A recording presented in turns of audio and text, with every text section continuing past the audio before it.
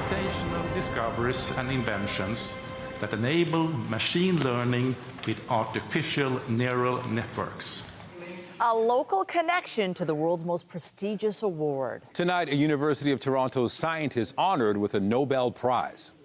Good evening. He's known as the Godfather of AI for his groundbreaking work on artificial intelligence. Toronto professor Geoffrey Hinton sharing a Nobel Prize in physics with a Princeton professor. CTV's Scott Lightfoot joins us live with more on Hinton's groundbreaking work and what he's saying about receiving this great honor. Scott. Well, Michelle, Hinton says he was surprised. The call actually coming in the middle of the night, waking him up. He's currently in California. At first, he says he thought it might have been a prank, but it was, in fact, the Nobel Committee calling to let him know that he was this year's Nobel Prize for Physics winner. He is known as the Godfather of Artificial Intelligence, and as of today, Geoffrey Hinton is also a Nobel Prize winner. I was flabbergasted. I wasn't expecting it at all. I didn't even know I'd been nominated, and I never expected to win this prize. Hinton, who's currently in California, got the news when his phone rang in the middle of the night. The Royal Swedish Academy of Sciences has today decided to award the 2024 Nobel Prize in Physics to John Hopfield, Princeton University, USA, and Geoffrey Hinton, University of Toronto, Canada, for foundational discoveries and inventions that enable machine learning with artificial neural networks. He and physicist John Hopfield are credited with using concepts from physics to advance research in the field of AI. The achievement was getting AI to work, and AI is going to do wonderful things. In medicine, for example, it's going to give us much better health care.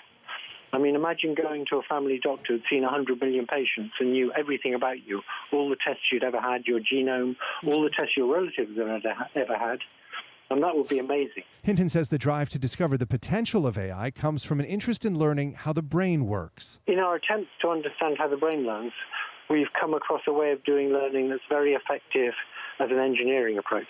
The British-born scientist is a professor emeritus in the computer science department at the University of Toronto and was working for Google's artificial intelligence division before resigning from the company last year to raise concerns about the speed and development of AI technology. Sometime in the next 20 years, it'll get to be smarter than us, and we don't know what's going to happen then. We do know what will happen in the short term. On December 10th, Hinton will be in Sweden to receive his Nobel Prize. He will also pick up a cash prize of more than $1.1 million US. Hinton becomes the fourth researcher from here at U of T to win a Nobel Prize, joining such names as John Polanyi and Sir Frederick Banting. Reporting live on the campus of U of T, I'm Scott Lightfoot. Nathan, back to you. Thank you, Scott. Also tonight, daycare costs might be on the way down for families, but the National Childcare Program isn't working for all daycare providers. Why some are now telling parents they're considering pulling out. But first, have city workers who maintain Toronto parks been wasting taxpayer dollars? Concerning results of an Auditor General's investigation. It found employee timesheets and time actually spent in parks don't match up. It's also raising questions about how our green spaces are being maintained. CTV's Natalie Johnson joins us live with all the details. Natalie. Well, Nathan, at a time when the city has been promising improved amenities at Toronto parks, the Auditor General has found a lack of oversight on maintenance crews and says that service standards have suffered.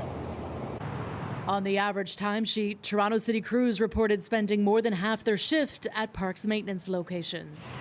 But their vehicle GPS data showed otherwise. It's both frustrating and disappointing because this seems like an old story. And it's not just something that plagues the city of Toronto, but many large organizations where there's a lot of workers, there are a limited number of supervisors, and people are out working in the field. In a new report, Toronto's Auditor General slams the park procedures that allowed the bad behavior to happen time after time, revealing that in a standard 8-hour workday, field crews reported more than 4 hours a day at parks maintenance locations, but the tracker on their vehicles indicated they were there just 2 hours and 36 minutes a day. In 86% of logs reviewed, the GPS data showed the vehicles parked at places other than parks or work sites, instead at restaurants, grocery stores, malls, and more. We need better accountability. And, I will remind folks the mayor has a collective bargaining agreement underway with the union right now, and it can't just be a question of how much more money are we going to pay people with taxpayer dollars. We need to make sure that we're getting the type of performance that Torontonians expect. The Auditor General confirming, quote, service level standards were not consistently achieved, including weekly, bi-weekly litter picking, grass mowing, edging and trimming, daily splash pad, wading pool maintenance, and daily washroom maintenance. The union representing the workers responding in a statement. While the report highlights important issues, it reflects just one aspect of a much larger picture. Our members often face significant challenges at work, including operational gridlock and broken down equipment, pledging to address the issues flagged in the audit in upcoming contract talks. The mayor's office, meanwhile, writing, the mayor thinks the findings by the Auditor General are deeply concerning, as people deserve park amenities that are well maintained so they can be used and enjoyed, pledging to implement the auditor's recommendations for improved accountability. The auditor is calling on City Hall to maximize the use of GPS technology to improve worker productivity and strengthen monitoring and oversight. Reporting live, I'm Natalie Johnson. Michelle, over to you. Thank you, Natalie. And still ahead, the clock is ticking to evacuate as Hurricane Milton barrels towards Florida, and residents brace for another powerful storm. The latest coming up. Well, first, a look at the forecast. Here's a live shot. A few clouds. It is starting to cool down, but all eyes on Hurricane Milton as it heads towards Florida. Jessica Smith is here with a look at the current conditions and what's happening down south. Jessica. I want to touch first on storm surge, Nathan, because we hear that term a lot right now, and especially when it comes to hurricane season. And it is the abnormal rise in the seawater level during a storm. So that's when it becomes really dangerous. That water gets really high. We'll touch more on this a little bit later on. Our forecast here at home, significantly different story. A few light showers early this afternoon. A lot of that has pushed out, and we've seen some late day sunshine. So a beautiful end to the day here in our city and across southern Ontario. It is gusty, though, a northwesterly wind with gusts just under 40 kilometers an hour, and temperature-wise, a noticeably cooler but seasonal day. Coming up, I'll have a full look at your long-range forecast, and we'll talk more about Milton. I'll send it back over to Michelle and Nathan. Thank you, Jess. And as she mentioned, Hurricane Milton is on track to hit the west coast of Florida as a large, dangerous storm. The White House is ramping up its federal response as people in the evacuation zone are being told to get out now. CTV's Joy Malbin has the details.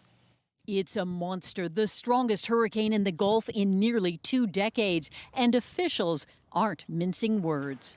I can say without any dramatization whatsoever, if you choose to stay in one of those evacuation areas, you're going to die.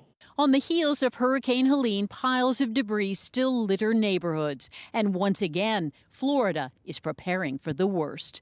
The interstate bumper to bumper, more than 1 million people ordered to leave as Hurricane Milton barrels towards Tampa that hasn't been hit since the 1920s. This could be the worst storm to hit Florida in over a century. And God willing, it won't be, but that's what it's looking like right now. President Joe Biden canceled his trip to oversee the disaster as officials warn of catastrophic hurricane-force winds and a storm surge nearly 5 meters high. And making it all the more dangerous, a mountain of debris from Hurricane Helene could become flying hazards. This is Canadian Mark Taylor's neighborhood, cleaning up as best they could before evacuating for a third time in as many years. It's not just a lawn chair here and a lawnmower there. There's like thousands and thousands of pounds of stuff that is either going to go flying through the air or is going to choke up the sewers. While they wait, from space you can see Milton has exploded in strength, fueled by climate change and warm water. It's now one of the most powerful storms ever recorded in the Atlantic, shaking this meteorologist well on air. It's just an incredible, incredible, incredible hurricane. I apologize. This is just horrific. President Joe Biden has approved more disaster assistance for Florida with about 1,000 federal workers on the ground. The governor says time is running out and to get out now. Joy Malbin, CTV News, Washington.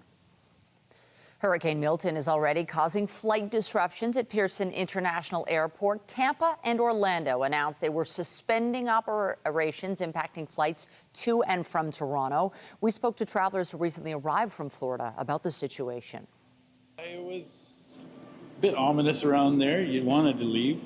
Yeah, you could see people boarding stuff up. A friend of ours, or mine, lives in Tampa, and she boarded up her house. And they said within 8 hours of Florida, like Tampa, everything was booked, the hotels and everything, and they finally got one in northern Florida. Orlando Airport was exceptionally busy, in my opinion, and that's everybody's trying to get out today because Tampa Bay Airport closed at 9 o'clock yesterday morning, and Orlando's closing tomorrow morning at 9 o'clock.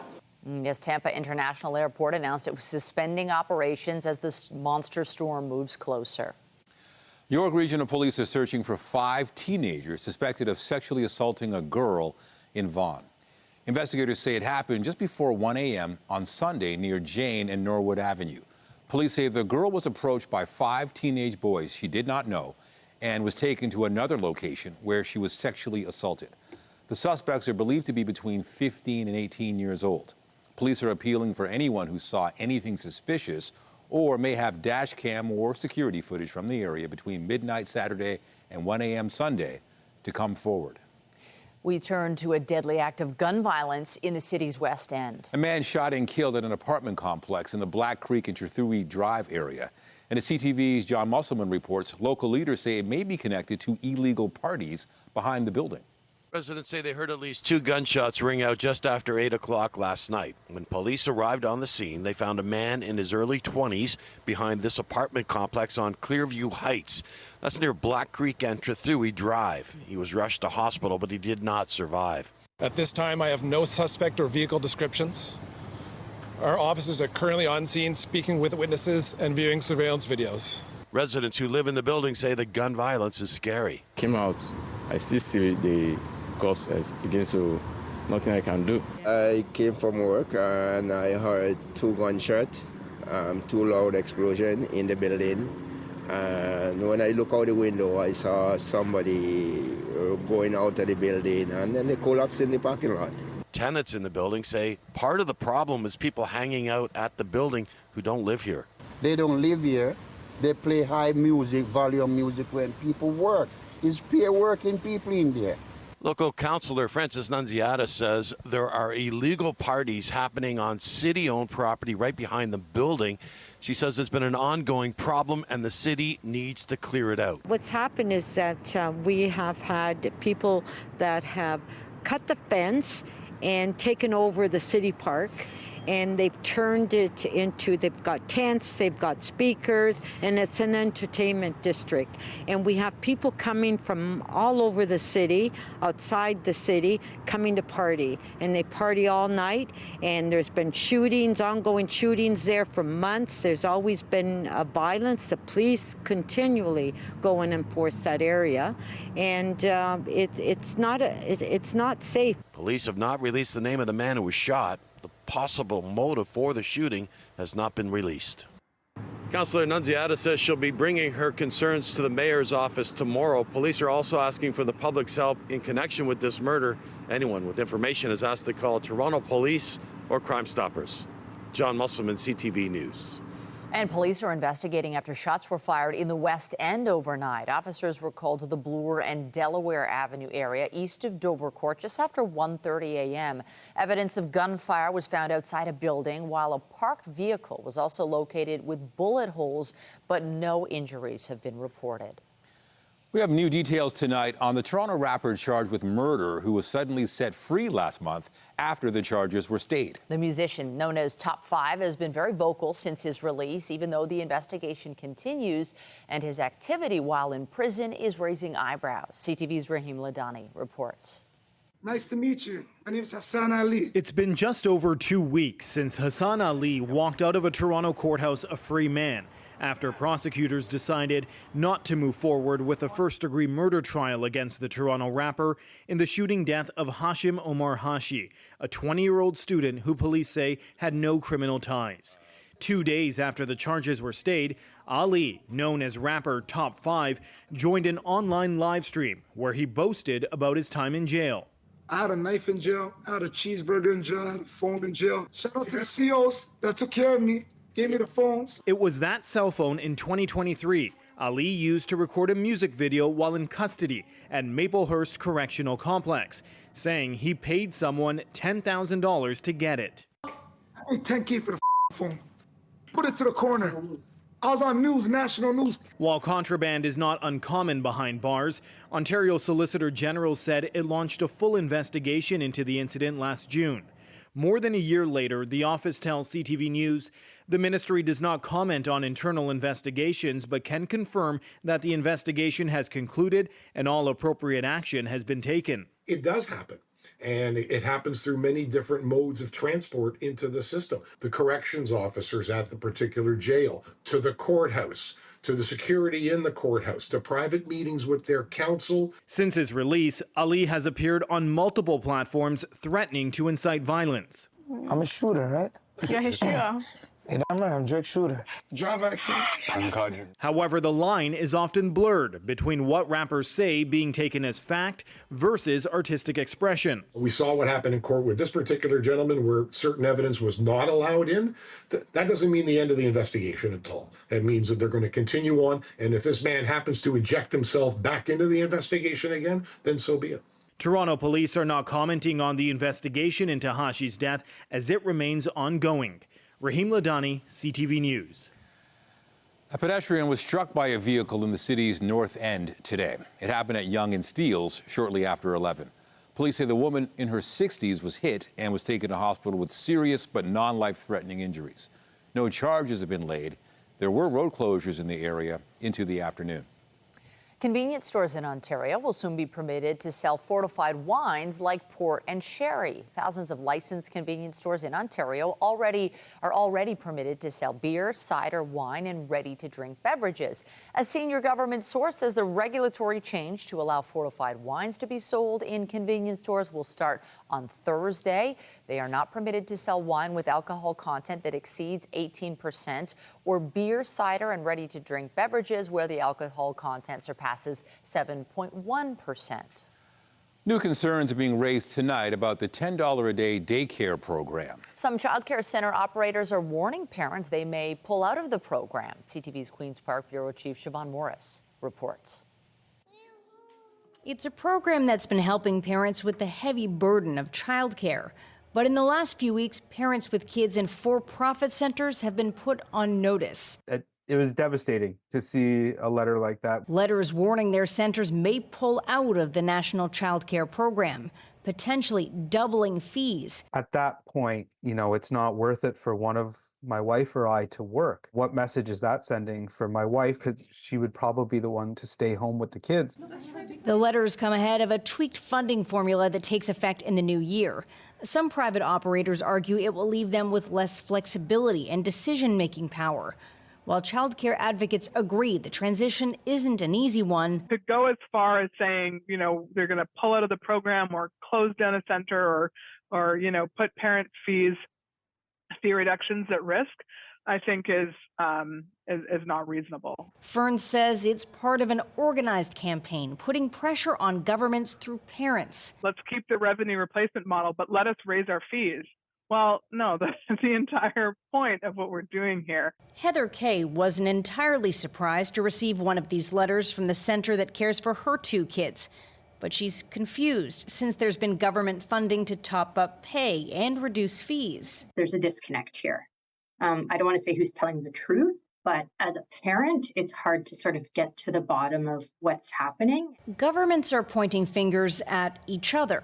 Okay. Ontario's education minister says she empathizes with parents and writes in part, Ottawa must provide more funding, lift the cap on for-profit providers, and give more flexibility so that providers can cover their costs and create necessary spaces.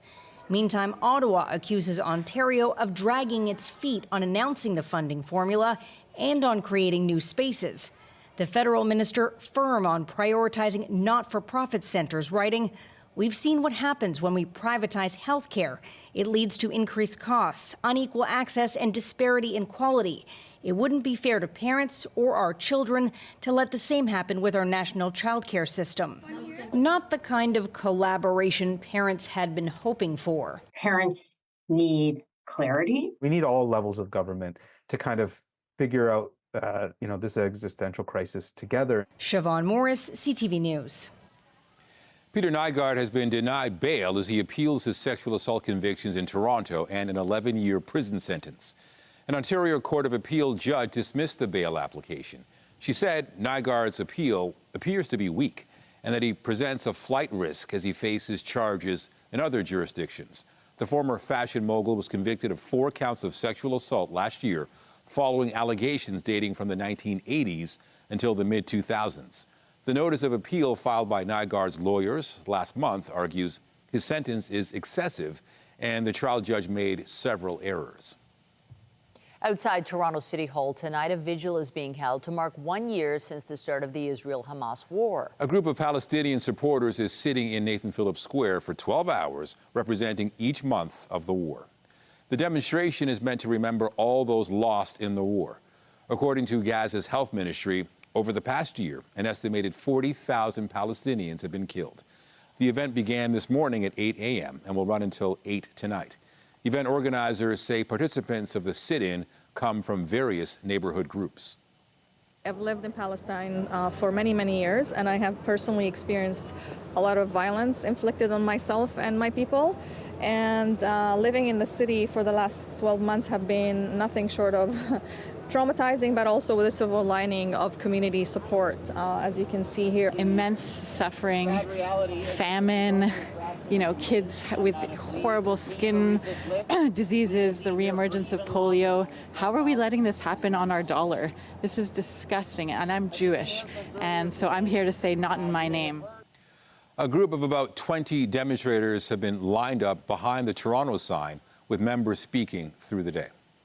In the Middle East, Israeli forces are fighting conflicts on several fronts, including expanding ground operations in Lebanon today. There is also an uptick in violence in the West Bank. CTV's Heather Wright spent time talking to residents about the hardships they face. We spent the day in the occupied West Bank, where tensions have escalated over the last year, and there is a growing fear that violence, already on the rise, will continue to grow. In the small village of Jama'in, Mohammed and his brothers harvest olives, or at least they did until yesterday. He says they were out in the field of their farm when a group of settlers approached them and began hitting them with sticks and throwing stones. 8 people were injured, including this man, who is so afraid he doesn't want to be on camera. His leg was broken and he has welts all over his body. So does his 11-year-old brother.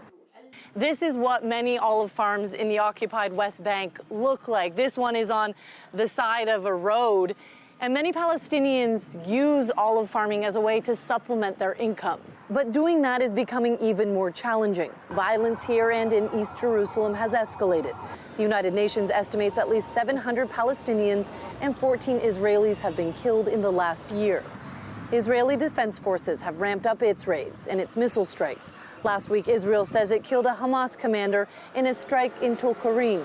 Multiple civilian casualties were also reported. There are roughly 700,000 Israeli settlers in the occupied West Bank. Many are peaceful, but the extreme are accused of terrorizing Palestinians. Violent attacks have increased, with people hit with rocks, stones, and bullets. Countries, including Canada, have broadly condemned settler violence, but arrests are rare, and so are prosecutions. Heather Wright, CTV News, Jaffa. Justin Trudeau is making the first official visit to Laos by a Canadian Prime Minister. He left Ottawa today for the ASEAN summit. Now, the trip will also include a weekend meeting of the Ukraine Defense Contact Group. CTV's Judy Trin was there before the PM's plane took off and has this preview. This is truly a whirlwind diplomatic tour. The Prime Minister will be in the air longer than he is on the ground.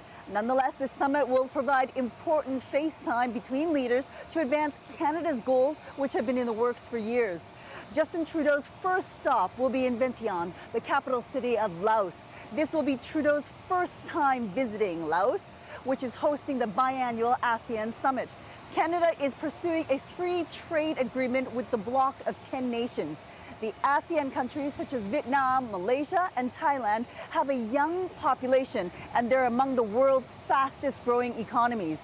Last year's Canada's trade with the regional bloc amounted to nearly $40 billion. Canada started free trade negotiations with ASEAN in 2021 as part of its strategy to counterbalance China's economic influence.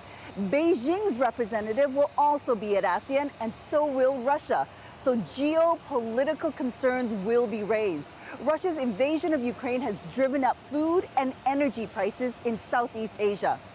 After Laos, Trudeau will fly to Ramstein Air Base in Germany. There, Ukrainian President Vladimir Zelensky will present his victory plan to end the war. The leaders of more than 50 nations are expected to gather to hear Zelensky's plan to force Russia into negotiations. Judy Trin, CTV News, Ottawa. Coming up on CTV News, a major medical step demanded for years that could potentially save more lives. Ontario lowers the age for breast cancer screening to 40. And I'm Pat Foran. Coming up on Consumer Alert, if you buy items from Amazon, you may worry your package could be stolen off your doorstep before you get home. Now the company is offering in-garage delivery where packages can be kept safe. How does it work? I'll have my reports. That's just ahead. And after a warm start to the fall season, it's been noticeably cooler yesterday and today thanks to a plume of cold air and a northwesterly wind. But as we make our way in towards the end of the week, we will see a return of a little bit of the warmth we've been used to. Coming up, I'll have your full forecast.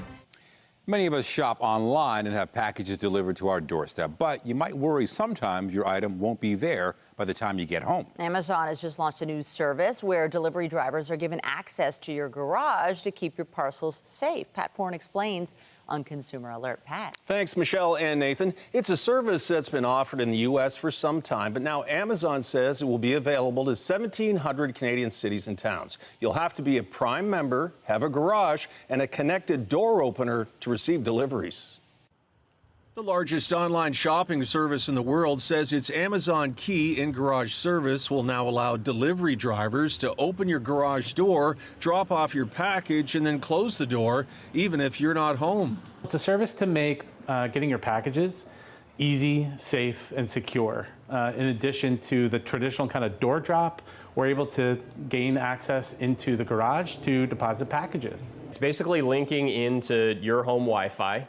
Amazon is partnering with the Chamberlain Group, which makes garage door openers and already has existing MyQ Smart technology. This device sells for about $30 and allows the delivery driver access to your garage. This is the MyQ Smart Garage Control. If your garage door operator on its own does not have the MyQ and Wi-Fi symbol on it, you can retrofit in your garage door operator to become a smart garage with this simple device. Garage delivery makes sense as more customers buy big-ticket items they would rather have stored indoors. And while theft is an issue, garage delivery is also about protecting packages from elements like rain and snow. Amazon says drivers involved in the program are thoroughly vetted, and the garage door can only be opened once. We background check all of our delivery drivers.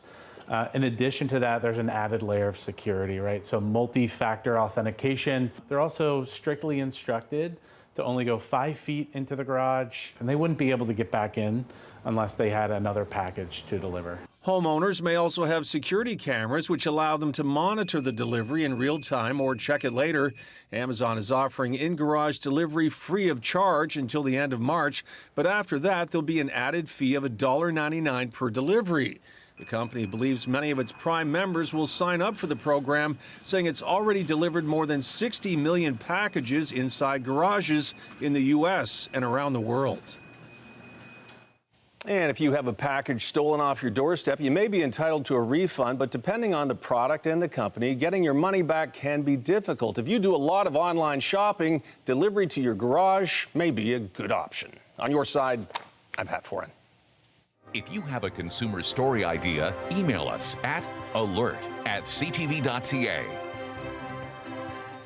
Well, we're quickly nearing the midweek mark, and definitely fresh temperature-wise to start the day. But there was a lot to like, I thought. Yeah, it's a little bit cooler, but certainly we have to appreciate what we're getting compared to what's going on down south. It is such a tricky situation because there are so many Canadians that obviously spend a lot of time in Florida, and we'll touch on that in a moment. But here it was beautiful, albeit a little cool today, and we had a little shower activity come through that did prompt some unique weather. We saw some rainbows out there if you were lucky enough to see it live. I know, pretty cool. We got some cool shots to show you in a moment, but it really has been one of those days where we've kept our eye to the sky for a number of different reasons for what's going on here and what's happening in Florida as well. But there's that rainbow. We saw those showers come through, a really cool shot from the chopper. You can see where that line of showers ends and the rainbow begins, and it has really been one of those days where we got a little bit of everything, and that's going to continue as we head into the day tomorrow before high pressure settles in for us. Now, turning our attention back to the hurricane, as we kind of watch this, the eye of the storm likely, I mean, we're still watching it, but likely to make landfall as we head through the day tomorrow. But the eye of the storm will be over Florida as we head from Wednesday night into Thursday. And just kind of to break it all down, when it comes to storm surge and why it is so dangerous, it's just because that sea level rises and the wind picks up, and then it can rise anywhere from 10 to 12 to 15 feet. And that's where it becomes really, really dangerous when we have these systems that bring so much water. So we'll keep a close eye on that. Obviously here at home, a significantly different story. We're sitting at 13 right now, and it's been a fairly seasonal start to the week, a bit of a change from last week, right? Very seasonal tonight, sitting at 7 degrees. The freezing mark, though, out through Bancroft, and we're starting to see those chillier temperatures move in. As we head throughout the day tomorrow, we are watching for almost an identical forecast. We start off with sunshine, and then we head into the afternoon and we watch for rain and pretty gusty westerly winds.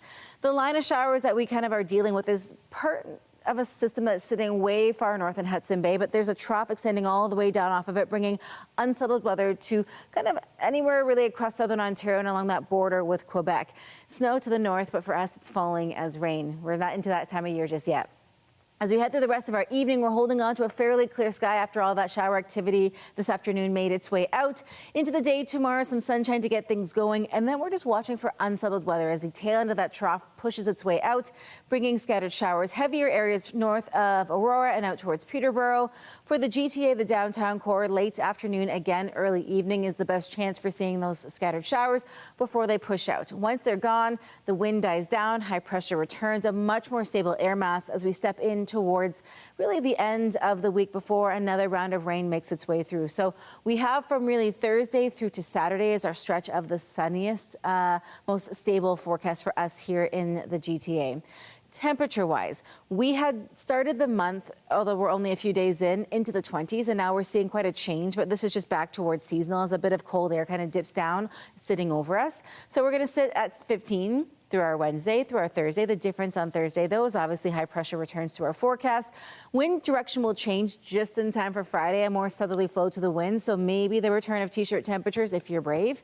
And as we head in towards the weekend, it starts off nice and sunny. Sunday, we are watching for scattered showers. That carries us into our Monday morning. So if you do have outdoor plans over the Thanksgiving weekend, maybe have a backup. But as we head in towards the majority of next week, although it is a little cooler, we still have a decent amount of sunshine. Michelle, I'll send things back over to you. Thank you, Jess. Thanks. Billed as one of the bloodiest theatrical experiences of all time, Evil Dead, the musical, hits the stage in Toronto. Just ahead, why our Andrea Case had to put on a poncho for her report tonight.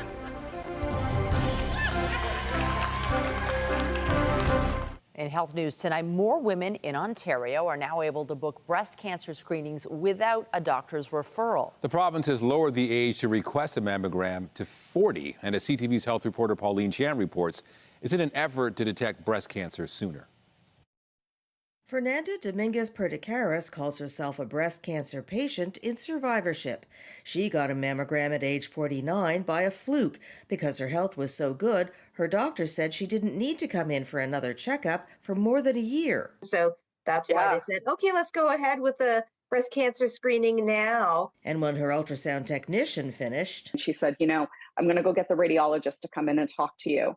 But I just want to tell you, I'm really glad that you didn't wait till you were 50. But now women with no family history of breast cancer and no suspicious lumps can simply ask for a screening. Definitely, we are seeing breast cancer in younger women. It now means they can get an appointment without having to wait. It's actually a win-win for women in Ontario.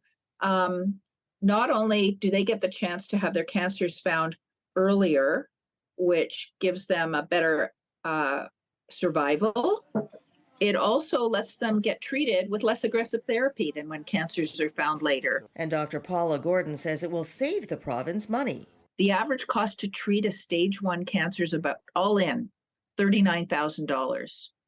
If a woman has a stage 4 cancer and it's HER2 positive, it could be over $500,000 per patient. Now you take that money and spend it on screening more women in the 40s, there are going to be fewer advanced cancers. But Sidra Lone says all age restrictions for mammograms should be removed. She was just 38 when she was diagnosed this past spring after hearing several young colleagues were also diagnosed with breast cancer. Her first doctor said she didn't need screening yet, so she lied to a second doctor. She was the one who asked me, do you have a family history? So I just said, I do. It was a lie, she says, saved her life. 85% of breast cancer patients have no family history of the disease. Women aged 40 to 50 can now book their own screening appointment. Contact the Ontario Breast Screening Program for more information. Pauline Chan, CTV News. According to a new study in the journal Nature Aging, humanity is hitting the upper limit of life expectancy. Advances in medical technology and genetic research are not translating into marked jumps in lifespan overall, according to researchers who found shrinking longevity increases in countries with the longest living populations. Researchers focused on 8 of the places in the world where people live the longest: Australia, France, Hong Kong, Italy, Japan, South Korea, Spain, and Switzerland. Can you remember where you were in the blackout of 2003, which cast the Northeast into total darkness? Yes, the creators of the Evil Dead musical can. It was opening night, and in spite of not having electricity, the show did go on. And as CTV's Andrea Case reports, the show is back to thrill Toronto audiences. If you love horror films, comedies, and musicals, Evil Dead the Musical may be just for you. They say love is cruel! It's the rock musical about 5 college students who spend the weekend at an abandoned cabin and accidentally unleash an evil terror. 21 years ago, the show's creators, Christopher Bond and George Reinblatt, were the first to create a horror adaptation as a comedy spoof. When you come to the theater, you've probably heard the term the best seat in the house. Well, if you're coming to see Evil Dead the Musical, you better be prepared for the best seat in the house! Audiences love the fake blood splatter seats. They're always the first ones to be purchased. The men met in film studies at Queen's University. We were just trying to get jobs. No one was giving us jobs, so we had to make our own. We just got out of school, and I can speak for myself. I think you were kind of the same boat. Struggling to be a writer, trying to get our way, and we're just like, nobody's hiring. And we thought the most budget-friendly way to get kind of our name out there, because we're so old, YouTube didn't exist. They really didn't think many people would see it. Opening night was August 14th, 2003, the night a blackout plunged the entire Northeast into darkness.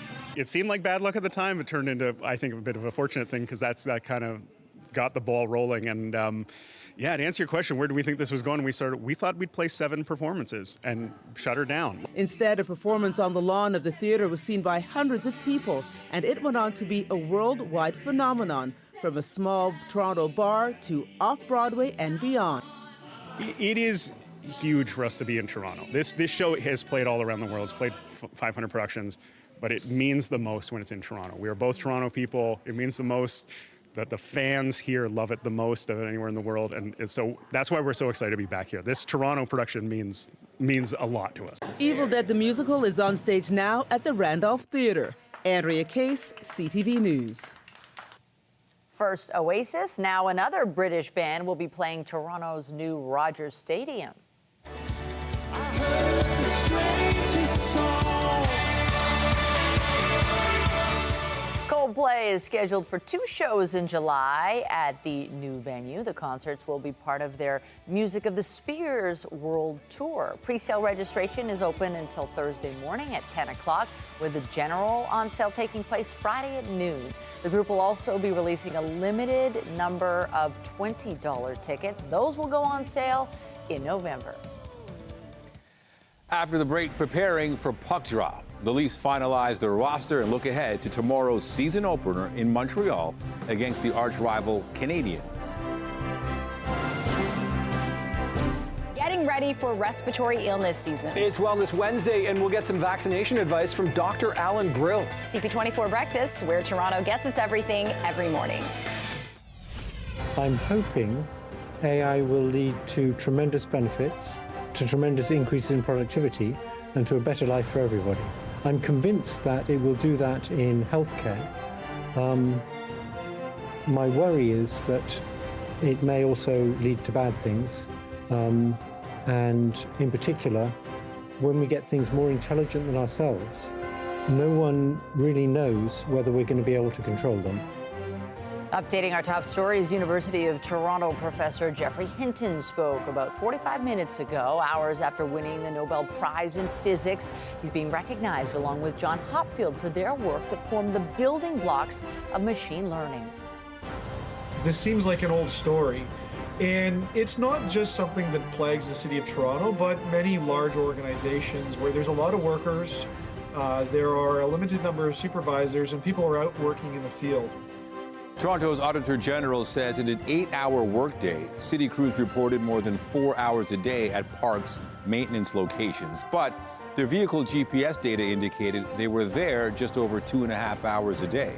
In 86% of logs viewed, vehicles were parked at locations other than parks or work sites. It was devastating to see a letter like that. Parents with kids in for-profit daycare centers have been told the facilities may pull out of the national $10 a day childcare program. An amended funding formula takes effect in the new year, and some private operators argue it will leave them with less flexibility and decision-making power. Remember to keep up to date day and night at ctvnewstoronto.ca and by downloading the CTV News app. On the markets, the Canadian dollar was down to 73.27 cents U.S. Oil closed down as well, ending at 73.57. And the TSX Composite Index ended the day down just over 30 points to close at 24,072. The Business Report is brought to you by Canadian Western Bank, the bank built for business. This is all about gentle density, creating more homes for Canadians to live in. The finance minister announced rule changes she says will make it easier for homeowners to build secondary suites. Starting January 15th, insured mortgages can be refinanced for construction of the suites. Borrowers will be able to access financing up to 90% of their home's value. In the U.S., more than a dozen states and the District of Columbia filed lawsuits against TikTok today. They allege the short-form video app is designed to be addictive to children and harms their mental health. At the center of each suit is an algorithm that powers what users see on the platform by populating the app's main For You feed with content tailored to people's interests. The Toronto Maple Leafs were on the ice today preparing for tomorrow night's season opener, and two of the team's biggest stars are looking forward to puck drop. I think everybody's excited. You know, it's been a good training camp. It's been a hard training camp, but you know, it feels long when you kind of get to the last couple days or so of it. So you know, I think there's always excitement, anticipation to start the season. Obviously, excited. I mean, you know, we're excited about this group here. We got a great group. You know, can't look too far ahead. We just gotta be in the here, the now, and you know, be ready for the challenges. The Leafs will renew their original 6 rivalry with the Montreal Canadiens at the Bell Centre tomorrow night. Toronto then plays in New Jersey Thursday before Saturday night's home opener against Pittsburgh at Scotiabank Arena. To basketball, and the Raptors will be without one of their best players for the rest of the preseason. RJ Barrett has been sidelined with a right shoulder injury. It happened during the second quarter of Sunday's win over Washington. The Canadian averaged 21.8 points and 6.4 rebounds during 32 starts last season after being acquired from the Knicks in a trade. Toronto plays the Wizards Friday in the Raptors' second preseason game. Just ahead, dazzling displays light up the night sky. The views from Finland and even here in Ontario after the break. Tonight, a monster hurricane roars towards Florida's Gulf Coast. If you choose to stay in one of those evacuation areas, you're going to die. The dire warnings and scramble to evacuate before Milton makes landfall. Later on CTV National News. Finally tonight, there are many beautiful sights in Georgian Bay, and this is certainly one of them. Can you believe this? This image of the Northern Lights was captured by Linda Kinsey of Owen Sound on Sunday night. She was one of many turning their gazes skyward to enjoy the spectacular view. And that is what folks were doing in northern Finland, where the sky was draped in red and green last night. This scene north of the Arctic Circle was captured by a local who described it as the most vibrant red aurora display he had ever seen. The Northern Lights were active from dusk until dawn. Auroras occur when charged particles from the sun collide with oxygen and nitrogen molecules in the Earth's upper atmosphere. Aurora activity has been strong recently because of high solar activity. Such a beautiful sight, amazing to see. It really, we were talking during the break, we've all kind of seen this at different places. Really in unique. Winnipeg, it was amazing one time. The prairies too, I know, Nathan, you lived out there as well. It's one of those things where you have to see it to believe, and then once you see it, it is just so stunning. I have a friend who drove back to Ottawa last night who took some pictures. She was the passenger and got to see the really cool light show in the sky, and it really is one of the beautiful weather phenomena we get to experience. Nothing too phenomenal about our forecast, but that's a good thing as we head in towards the next couple of days. We will see more scattered showers as we head into the day tomorrow, but not a washout by any means. We are very seasonal as we head throughout the rest of our day today and into the day tomorrow. We're sitting at 13 right now, and as we step in towards the end of the week, that sunshine, that solar power, it returns. So it's pretty nice, if I do say so myself. Love it. Thank you, Jess. That's it for us, but you can join Omar Sachedina at 11 tonight for CTV National News, followed by Zoraida Allman with your next local newscast at 11:30. In the meantime, our coverage continues anytime on CP24 and at ctvnewstoronto.ca. For Jessica Smith and all of us here at CTV News, thanks for watching and have a great night.